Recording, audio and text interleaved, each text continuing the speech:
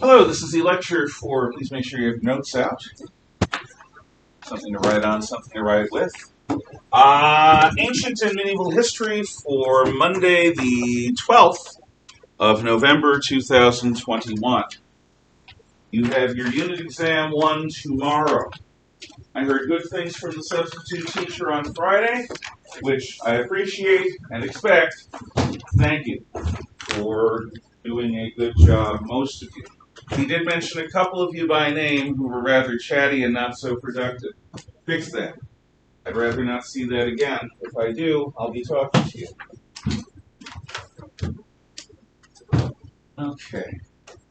So what we have been working on to conclude Unit 1 is pre-classical river valley civilizations. Why did they settle in river valleys? Madeline. Because they were really fertile, like the soil. Yeah. And the most important thing to an agrarian society is growing crops. As it is, it took between 70 and 95% of the people, depending upon where and when, to grow crops for the rest of the people. This lasted up until what modern dictator? The French dictator tried conquering Europe. This agrarian social order was there until as recently as? Napoleon. Right. So this social order that was invented in pre-classical river valley civilizations, where the vast majority of people are bound to the land as peasants, serfs, or slaves, persists all the way into the early 1800s. And it's only when people start building factories that this begins to change. And we now get the state case where there's 1 or 2% of the American population feeding on not only the rest of us, but much of the world. That's due to industrial-type farming. So, we have talked about Egypt in its Old, Middle, and New Kingdom forms.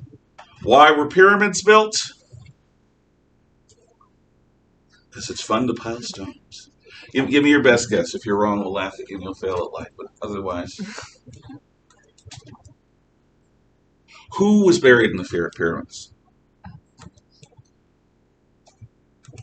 Pharaohs, yes. And what purpose, Dan, did the pharaohs use the pyramids? What? They were their tombs. And what spiritual purpose did the Egyptians believe happened to the pharaohs as a result of their shape? I know you know. I guess? It's like happy afterlife. I can't remember. It has something to do with the afterlife. Picture pyramids as artificial mountains. Yes, sir? They would go up into the heavens. Right. The living God would then, as the body died, ascend into the heaven using the pyramidical shape. But the pyramids never worked at keeping the treasures of the Ka. As a result, where did the pharaohs eventually end up building their tombs? Mm-hmm. Go on. But there was just like a whole bunch of pharaohs. Well, no, that's fine. That's what you need to remember. They were hidden tombs in the Valley of Kings. What do any of you remember? This is a minor detail, I'm just wondering. How it was that King Tutankhamun's tomb was not raided, along with every single other tomb. Because it's like king still on it. Well, the curses were standard. And the curses were the gods of Egypt will pound you in this life and the next, to death and to damnation. So there is that, and if you're a true believer in the Egyptian gods, that's kind of scary. Not only will you pay in this life, but you'll pay in the next. Yeah? He killed all the workers after. Valley of the Kings tombs were generally built by condemned men who were killed, and sometimes the guards who killed them were also killed just to make sure of the secrets. But that didn't even work. The accident, or on purpose, was that somebody had built a tomb on top of and in front of King Tut's tomb. So the tomb robbers had gone into that particular hillside and already raided a tomb. It never occurred to them that there'd be another tomb behind it and below it, but there was. What animal besides human beings did Egyptians mummify? Cats. Mm-hmm. Because? They would eat the fields. Yes, and in an agrarian society, there's nothing more important than a good crop. So the animal that prevents the birds and rodents from eating the crop is very important. Now, in the New Kingdom, there was a truly disturbing interlude with the world's first monotheistic ruler. Tell me something about him, Chauncey. World's first? You wanted to change from one religion to another? Yeah. Tell me a little bit more. Hinting that there may be something on the board that might help you. I don't see. You better guess that. Or try to recall something about him. It's not a bad idea.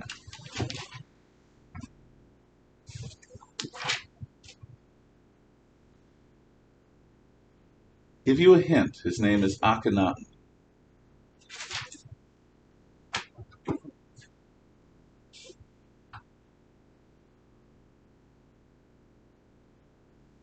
Okay, look up there at that drawing, the orange one near the top. Yeah. What is it? Sun. Mm-hmm. And what's unusual about its rays? Along. And at the ends? They have hands. Yep. And that is the symbol of the old gods or the new? You got a 50-50 shot. Oh. New. Say it with conviction. The new god. Yep, you knew it. The new gods, the atom, the atom, the atom, the god of the sun. And how did it work out? How did this monotheistic religion work out? Yep. When your power is rooted in the old gods and you tell everyone the old gods are frauds, you undermine your own legitimacy. What is legitimacy? Yeah. Like something's like Legitimacy. Legitimacy. Legitimacy. Has something to do with governance.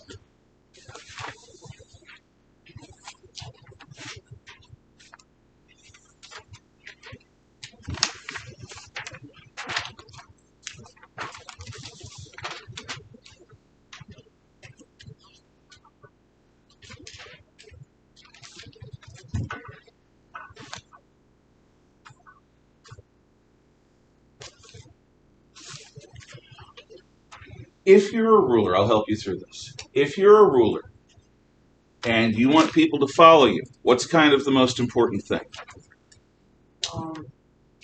What, if you are in charge, do you want to make sure is the case? that you have the same like sense of people. Well, that's not bad. That's getting the people behind you willingly. Yes? That like stay. Well, you want to stay in charge. And Dan? Oh, I was just going to say what it means. Please. The moral right to rule. Right. The belief, and I think you may have been trying to get to this, the belief among the people that it is right and good that this person is the boss of me. Either because the gods say so, or because you want more than the army says so. If the army says so, you're going to do what they tell you, or, well, they'll use their weapons. But if you believe that the priests say what the priests say, that the king is in charge because he's a god, or because the gods will him to be, that makes the job of rulership easier. That's legitimacy. Okay. What did the Sea Peoples do? The Sea Peoples come into Egypt. What did they do? This is last lecture. The Sea Peoples. They attacked Egypt. Yep. From what direction? It's a tough one. I'm joking. What are they called? No. Yeah, well, they called the Philistines. You know more than I was asking. Yeah, what did I just call them? The sea. So where did they attack from? The sea. The sea. Good. History is not too complicated. And they're called Philistines in Jewish history. That's right. What's a megalith, Elise?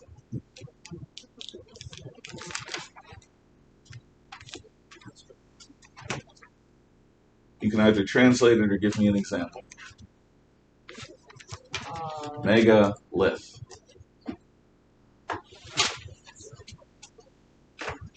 send it to her telepathically. There are times when I think this. You don't know, but your best guess is a megalith. I have no idea. Look up here where I am accidentally rubbing my fingers. Oh. Stone things? Rhymes with wenge. Stone. What? It's like a big book. Okay. It's like a big book. Stonehenge! You got it. That's good. Okay, megalith, an example of it is Stonehenge. What is a megalith in general terms? Stonehenge is a particular example. A big rock. Yep, mega big lith rock. Big rock. And what is it used for? Is it used for like telling times? Yep. And why is it important to have a calendar, a solar calendar? Oh, please. I was just gonna say a lunar calendar. Quick first question. Okay. Lunar calendar is useful, but a lunar calendar does not help you plant crops. So. It helps you for what time of year it is, what season. Right. If you stuck with the lunar calendar, it would snow in July after a little while. And then it would snow in January after a little more of a while. Mesopotamia is a land of many different civilizations. What's the first one? They invent the wheel, Mr. Granada. Sumer. And they are conquered by the world's first empire. Emma. The Akkad? Akkad. And why? What is an empire?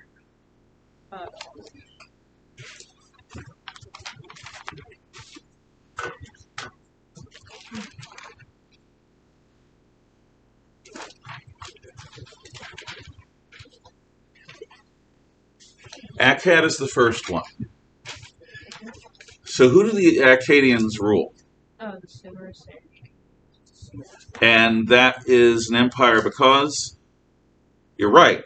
It's ruling over more than one culture. Yep, one government, more than one culture. When the United States ruled the Philippines, we were an empire. Some would argue that Puerto Rico keeps us an empire. What is this? Class 3, 2, 1. It's an Ogham stone, which is a small megalith. It's a mini-lith. And why is Babylon called the city at the crossroads of the world? Oh, because wherever you're traveling, you have to go.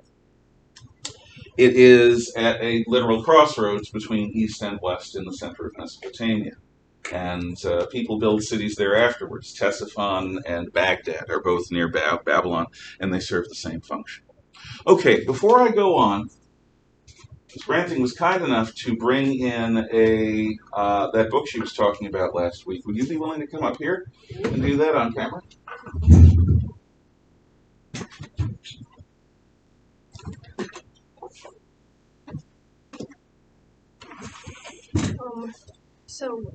I got this book like a few years ago, and I got it for like my brother and stuff, and so he kind of tore it apart. So there's a lot of missing pieces, but it has a lot of information about ancient Egypt. It has information on maps and temperatures of different countries, and it has like maps of the tombs of all the like pyramids and stuff, and little fun like things, like it shows a small sample of mummy cloth, which is just like a little piece of cloth that's been dyed. And Can you show it to the class? Yeah, I can try. So right here, this little piece, it's just like a little piece of cloth, and then it has a little excerpt about mummies. And it has a lot more information on mummies. It says, mummies have been used for strange things. When American writer Mark Twain visited Egypt, he wrote that they even used them as fuel for his steamboat. I'm afraid we wouldn't get very far with this piece. It shows like a little booklet of understanding hieroglyphics, and it gives it shows the symbols that they used and what they mean, like an alphabet kind of, and like little signs that show like man, woman, God, sun, and then it shows the tools that the archaeologists used to discover these tombs and stuff. And there's another map of a tomb, like. Now, you might think that, this is just a children's book. It actually has a lot of really useful information. Sometimes children's books are wonderful. And they have things that you won't see in a pure text formal history. I love those. And it showed, it had information about the stuff that we talked about in class on Thursday too. Yeah. And it has this little game, but all of the pieces are missing. But I'm hopefully going to get another one where we can actually get the brand new and not the fallen apart pieces. So. Even if you just take a photograph and send it in, I'd love to see it. Yeah. Anything else? Yeah, there's, it has like a little pamphlet of like a breakdown of how they mummified all of these pharaohs and stuff, and it like breaks it down into second coffin, third coffin, and then all the way down to the mummy. Egyptian sarcophagi are a little bit like those nesting dolls. Mm-hmm.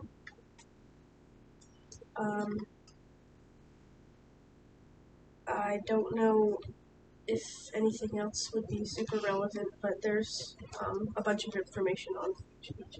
Excellent. And why don't you just leave that in the middle of the room on the table there, and Summer is kind enough to loan it to us, so it will be available. If you are interested, you can come in during study lab and take a look. Just get a pass from me first. So now we're going to continue with the Oriental monarchies, as a historian once called them. We then go to the Hittites. Now, the Hittites are militaristic. I always use the fact that their name reminds me of the English word to strike. Yes? With an Egyptian sarcophagus, yeah. Did they have multiple layers to seal it? Yeah, part of it was sealing, and part of it was the idea that it's the best way to preserve the pharaoh. Yeah. You've got not only sealing, but you've got layers to protect it. Yeah. I guess that's a variant of sealing.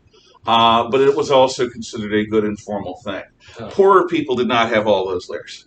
They were mummified, and sometimes they were just placed on a shelf. Sometimes they were placed in a wooden, sometimes in a stone sarcophagus. And remember, the ka was the part of the soul that stayed with the body hanging around. The Hittites conquered Mesopotamia and stretched their hand southward towards Egypt, but they never quite conquered it. The Hittites were unusual in that they used a new metal, iron. Now, we hadn't talked about the Middle Ages, so we're going to do that right now. First off, somewhere, sometime, people were building a bonfire, and they made it really big and really hot. And if you've ever built a campfire, you know that you line the fire pit with stones to both absorb and reflect the heat. So one morning, they wake up, and something like this may have happened. Oh, long night last night, much celebrating. Rare problem, too much food. Oh, I guess I clean up fire pit. Because they don't have prepositions, they haven't been invented yet. What's that? That's weird. That is ash. At least it looks like ash, but it's solid. And they take it out. And what it is the bottom of the fire pit shaped bit of ash that's this solid object. What people began to do is figure out that certain types of rocks have minerals in them that if you heat sufficiently will melt out. And the first metal that people begin to mine and utilize in this way on purpose is called copper. Now, in the Copper Age, they would replace stone and bone as their building technology with copper. But how do you turn molten copper into a tool? Well, I will explain it to you.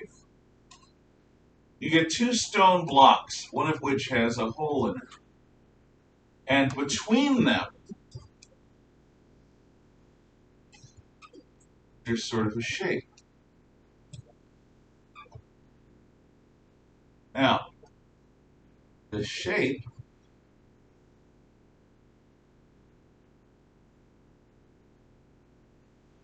looks kind of familiar, doesn't it?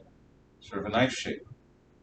Well, there's a similar shape at the bottom of this top block, made of stone or brick. And I should probably put in the rest of the block, that way it's obvious. So what their shaman, their witch doctors, began to do is, as they figured out which kind of rocks to gather to make the melty stuff, if you heat the fire hot enough, they began to understand that the fire would melt the objects into whatever shape you wanted. So what they would do is they would cast the shape of a knife by pouring the molten copper in and having the molten copper fill the shape of the knife. Then when they cool it and break the blocks apart, you've got basically a knife-shaped piece of copper that you can clean off and polish and use. And it's going to last longer than a stone knife. It may or may not be sharper, depending upon how good you are at making copper versus how good you are at making stone. But the idea is you can use this to make hoes, you can use this to make knives, you can use this to make spear tips, you can use this to make goblets. The casting method works. You simply make the melt the metal molten, pour it into the shape, and it's good. But, being clever, our ancestors then began experimenting with different kinds of rocks that might also make different kinds of metal. But that's not all. What about mixing and matching? And they discovered that if you mixed the right proportion of copper, which is found in lots of places, and tin, which is mostly found in these weird tin islands off the coast of Europe that we now call Britain and Ireland, you can make a stronger, harder metal called bronze. So the Copper Age is replaced by the Bronze Age.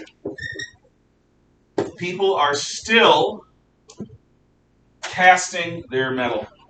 You mix the two metals together, you have that, let them cool, form the shape. They actually started with arsenic that was poisonous, so they switched it for tin. You rock. How would they determine it's poisonous? Well, they didn't know back then. Well, no. What people died. People got sick, and people died. And these are the wizards and witch doctors of their society. They noticed little things like that. They were the scientists also. So, okay. So we have copper and bronze, and most of these early empires have copper and bronze. But now the Hittites come along with iron.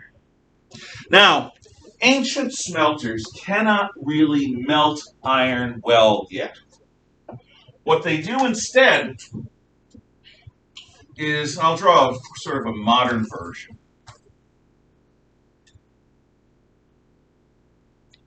Does anyone know what this object is? Yeah? An anvil. Yep. And how do you recall, if you do, does an anvil help make iron? Hammering out objects. Mm-hmm. Dan? Sense. Now, if you do that with just raw iron, are you going to get anywhere? No. So what do you have to do to the iron? Yep. You have to stick it in like a furnace or something to heat it up. Mm-hmm. You're not going to fully melt it because it's iron. It's a much denser, harsher metal than copper or tin or bronze. Well, what you do is you get it to the point of this semi-molten putty. And you carry it with calipers, which are basically tongs. And you place it on the anvil. And then the anvil, very strong iron. The hammer, very strong iron with a wooden handle. And you beat it into shape. Now, this actually is better than casting. Can any of you see the benefit to beating an object into shape rather than just forming it by casting? Yeah. It would be significantly sharper. Huh? It would be sharper. Because? It's formed at like an angle, as opposed to just Okay. calcifying and whatever. In this sense, what you are doing is you are beating it into shape that makes it harder, and that can make it sharper. Yeah. Since you were working with it personally, you can see imperfections and correct them before it's like solid. Right. When you're casting, you're sort of hoping that the gods will smile upon you. When you're forging it, you're beating it into shape. You're right there. Did you have something? I would say it kind of condenses everything. Yes. With casting, there's always the possibility of a bubble forming inside, and that's a flaw. You may or may not notice it. They'll tap it, they'll try to figure out the weight of it, they'll try to do their best to make sure, but you never know with a cast object until you actually use it under stress. So let's say you make a cast dagger, a cast bronze dagger, and you attack somebody, and you hit their shield. Well, if the dagger has a flaw, what might it do? Right. Is that good when you're fighting? No. For your enemy it is, but not for you. So by forging it, they're actually compacting the metal, making it harder, and they're reducing or eliminating flaws by beating it tighter. Now, when they're working with iron, some people even figure out something weird that they can do to an iron object after it's been shaped, but before it cools. Okay. Yeah? You do arsenic. You might know this. Never mind. Come on. You sure? Well, I was gonna say, I don't know if they did this, but if you like put it in oil, it'll make it even denser. You can use oil, or you can use water. You can use the snowbank. What you're doing is you're quenching it. You take the hot object, it's shaped, and you drop it into a cool liquidic substance. And what happens is, you know how you feel when you cannonball for the first time into a summer lake and it's really cold? Your muscles tend to go. Well, in effect, that's what the molecules within the iron do. They tend to go, but in doing so, they form a much better grid of molecular metal. They don't understand this, the people who are doing it. They just understand that what comes out. Do any of you know the name of the metal? Super iron? Quenched iron?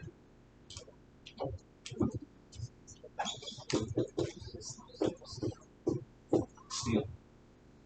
Steel trumps iron, trumps bronze, trumps copper.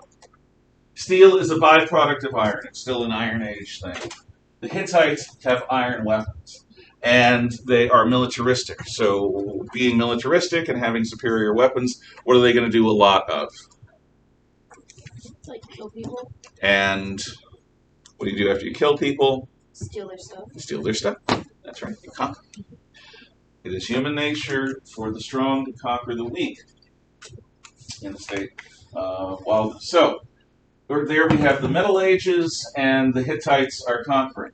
The Hittites are then conquered by an interesting culture that in some ways, at least until the Islamic State in Syria, is still around. It's called the Assyrians. Now, the current-day Assyrians are a group of Middle Eastern Christians. They're Nestorian Christians. They're Asiatic Christians, not part of the Catholic or Orthodox tradition. But in the most ancient iteration of Assyria, they weren't Christians. The Assyrians were a nation at arms. That means every man, woman, and child serves the army, which is the nation, which is the army. Sparta takes this idea later. But the Assyrians first develop it. And they use their superior commitment to battle, to defeat everyone around them, replace the Hittites, and become the rulers of the Middle East. Not Egypt, but Mesopotamia. Their most famous king is Ashurbanipal, who builds a beautiful palace at the capital city of Nineveh. In Maine, the best classical museum is at Bowdoin College. At the Bowdoin College of Art, they have a bas-relief. It's about 12 feet tall by 20 feet wide. And it was taken from a Bowdoin College graduate from Nineveh. And it is basically a statue of Ashur-Nasiripal, one of Ashurbanipal's descendants. What it is this massive wall with these human-like statues in stylized forms and a bunch of cuneiform on it. What is cuneiform again? Talked about this. Cuneiform. Yep, Pictures of words. close. Has to do with words. Wedge-shaped. Yep. It's the thing where they took the wedge-shaped Stylus. stylus and placed it in clay. Yep. And So it is writing that's wedge-shaped, and it's actually an ancestor of our alphabet. So, Assyria takes over by being a nation at arms.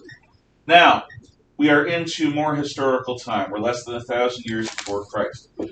In the 6 and 700s before Christ, a new Babylonian empire rises. This new Babylonian empire is called the Chaldean Empire, the Neo-Babylonian Empire, or just the Babylonian Empire. But the Neo-Babylonians are under King Nebuchadnezzar. Nebuchadnezzar is a successful, dynamic, aggressive king who is interested in ruling the biggest, strongest empire possible. What do the Babylonians do to the Jews during the Neo-Babylonian Empire? You remember the history I taught about the Hebrews early on. Jade? They capture them. And where do they bring them, Emma? Babylon. It's called the Babylonian captivity, or the first diaspora. And there in Babylon, what do the Jews try to do? I'm sorry, what do the Babylonians try to do to the Jews? They try to conform them to their religion. Yeah, they want to make them Marduk worshippers. Anything. Yeah, and they do this by torturing them, by feeding them nothing but pork, by putting Daniel into the lion's den, things like that. They mess with their heads. Now, the Neo-Babylonians are also famous for some architectural achievements. First of all, the Ishtar Gate. And the Ishtar Gate is this beautiful blue stone gate with orange sort of lion-bodied men faces. They're called lamasus. And stylized kings. The Ishtar Gate is blue stone with a bunch of orange figurines flat in them. Now, the story goes, Nebuchadnezzar has a wife. Nebuchadnezzar's from the valley lands, the flatlands, Mesopotamia. But his wife is from the hill country to the north, and she misses the hills. She misses the vegetation. She doesn't like the open plains and crops as far as the eye can see. So she complains to her husband, who doesn't want to hear it. And he loves his wife, and he wants her to be happy. So he builds one of the 7 ancient wonders of the world, the Hanging Gardens of Babylon. On the top of this ziggurat-style palace, layer upon layer of watered plant beds are built that include fruit trees, flowering bushes, herbs, and it's like being in the mountains if the mountains were artificial.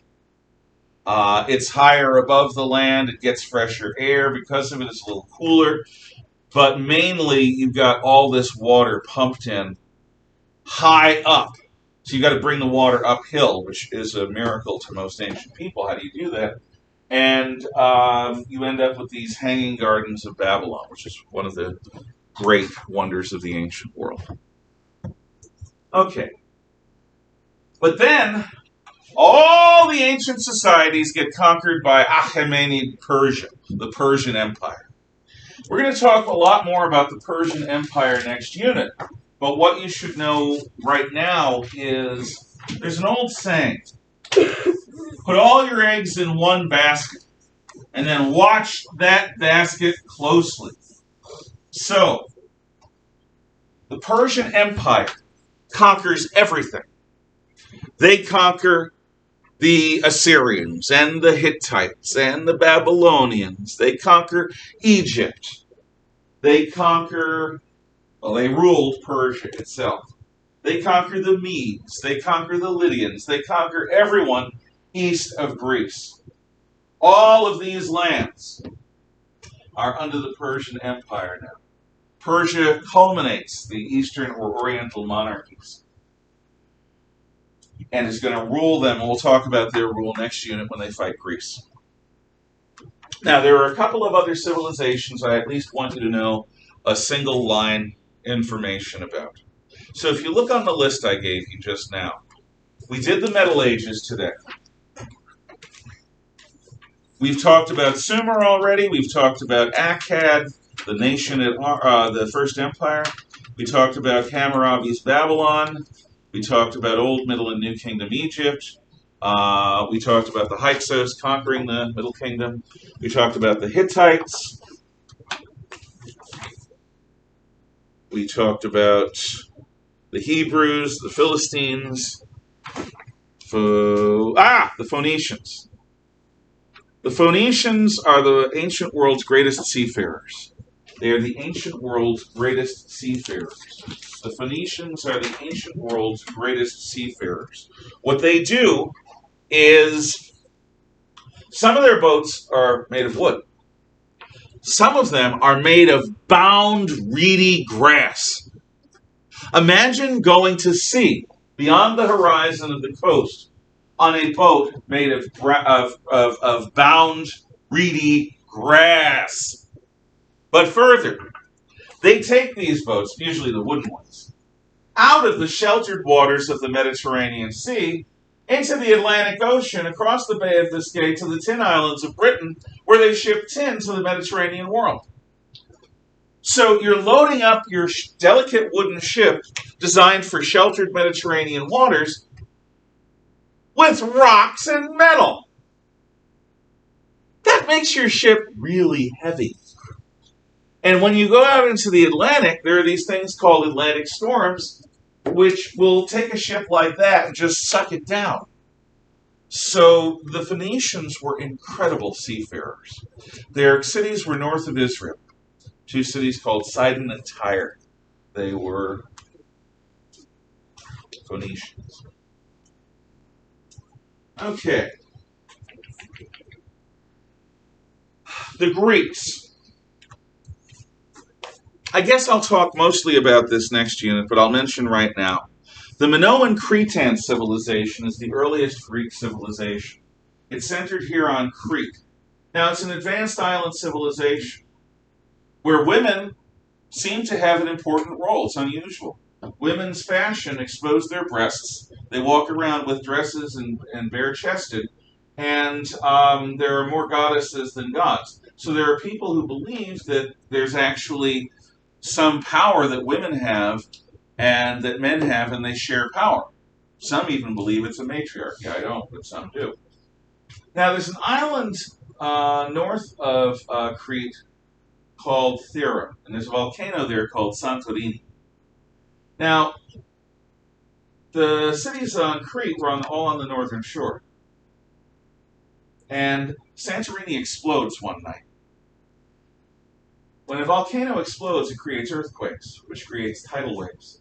And a series of tsunami or tidal waves smash the north coast of Crete, inundating it, flooding it.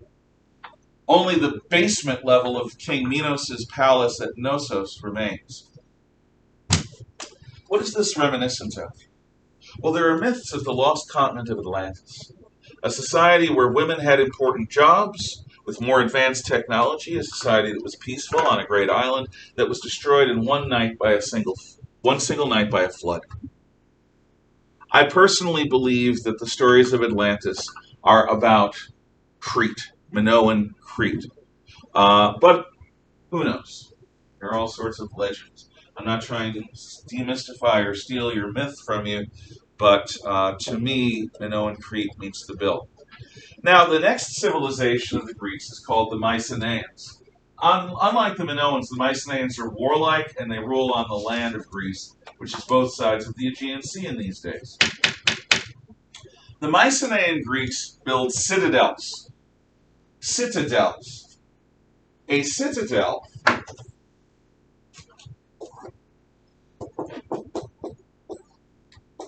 is a Mycenaean palace fortress, church. A Mycenaean palace fortress temple. The Mycenaean Greeks have kings who lead small groups of men in their kingdom in battle and in working in the fields. You're going to see when we do the Odyssey, Mycenaean society a little bit. However, the Mycenaeans get conquered and destroyed by the Dorians, bringing about the Dorian Dark Age. The Dorian Dark Age. So I'm going to tell you what a Dark Age is. I think I may have already, so this will be a reminder. A Dark Age takes generations to happen. It's when the skills, habits of civilization are forgotten because they're useless. It's when the skills and habits of civilization are forgotten because they're useless. A Dark Age is when the skills and habits of civilization are forgotten because they're useless. That's a Dark Age. So, the Dorian Dark Age. When the Dorians conquer the Mycenaean Greeks, they don't conquer their cities, they destroy them. They don't take over the society, they destroy it. They bring everything back to shepherds and hunter-gatherers and early farmers. So, if you're a sculptor and you survive, are you going to be able to make many sculptures anymore? No. So if your sculpture craft is good enough to make a sculpture, say, like this guy, you may survive by farming or by cutting stone to make fortresses or whatever. But the skills you have as carving marble are going to be useless. Your children won't learn them. Your grandchildren might not even learn the basics. So that knowledge of how to carve marble is going to be forgotten because it's no longer good at helping you make a living. In a Dark Age, because civilization breaks down, the skills and habits of civilization break down. Okay. What else on here? Number 24 and 25. I'm just going to reduce into a single notation. The Celts. C-E-L-T-S. Boston's basketball team, for reasons I don't understand, is called the Celtics. But they should be the Celtics. The Celts are the ancestors of the Irish, the Welsh, the Scots. Many of us have some blood of the Celts in us. The Celts are red-haired, green-eyed, freckle-faced. That is the classic Celtic look. So they're the ancestors of the Gingers. Red-haired, freckle-faced, green-eyed. Okay. That's a good thing. I am not one of those people that believe the Gingers have no souls. Quite the contrary. So, the Celts love horses, they love chariots, and their men tend to have these big mustaches. And they wear plaid a lot. They wear trousers, too. Everyone knows everyone should wear a dress, but not the Celts. They wear trousers, and the men have these mustaches. And they worship a nature religion led by a group of priests called the Druids. And the Druids are the ones that invent Halloween. Halloween is the harvest festival, and what you do is you sacrifice plants and animals and maybe a virgin, a king, or a fool in a giant wicker statue that you set on fire just after sunset on All Hallows Eve, and that's supposed to make the gods give you better crops next year, because in an agrarian society, nothing is more important than growing crops. Next. All I'll say about the Etruscans right now is that we can't read their writing and they influence Rome. We can't read their writing. They're in North Italy and they influence Rome. Item 28. The Indus Valley civilizations. The cities of Harappa and Mohenjo-Daro are built along the Indus River Valley, which is just off this map over here, just into India. Now, Harappa and Mohenjo-Daro are built onto a grid, which is unusual. Ancient cities are usually just thrown together haphazardly. But Harappa and Mohenjo-Daro are built on a big plan. They even have water. But we can't read their writing. So we have no idea about who they were or what they were like. With Harappa and Mohenjo-Daro in the Indus River Valley, we're stuck with archaeology. Because when they were conquered by barbarians, no civilization rose for a long time, for many hundreds of years, to take their place. So their society, their ideas, their religion is well and truly gone unless somebody can figure out, like a Rosetta Stone, for figuring out and decoding their language. So Harappa and Mohenjo-Daro in the Indus Valley are examples of a failed civilization, not because there was anything wrong with them, but because they were conquered and not replaced. Finally, you got China. Shang Dynasty China is mythical, where the god of thunder and storms and sky, Shang founds the Chinese Empire. So it's a legendary thing. The Chou Dynasty or Zhou Dynasty in China is semi-historical and has feudalism, which is the same society that we've been talking about, the agrarian social order. So you just need to know about that. That's it. We've been working towards this unit exam one for a long time, since August. We're finally there. About a week behind where I want to be, but we'll catch up. So be ready for an exam tomorrow. Study your notes. Study what we did today and last week. And I'm also not going to be here this Friday, so you're going to have, unless I decide to show you a movie, which I might, you may have another day working on your case study stuff. Anyway, that's the plan. Be ready for an exam tomorrow. Take care.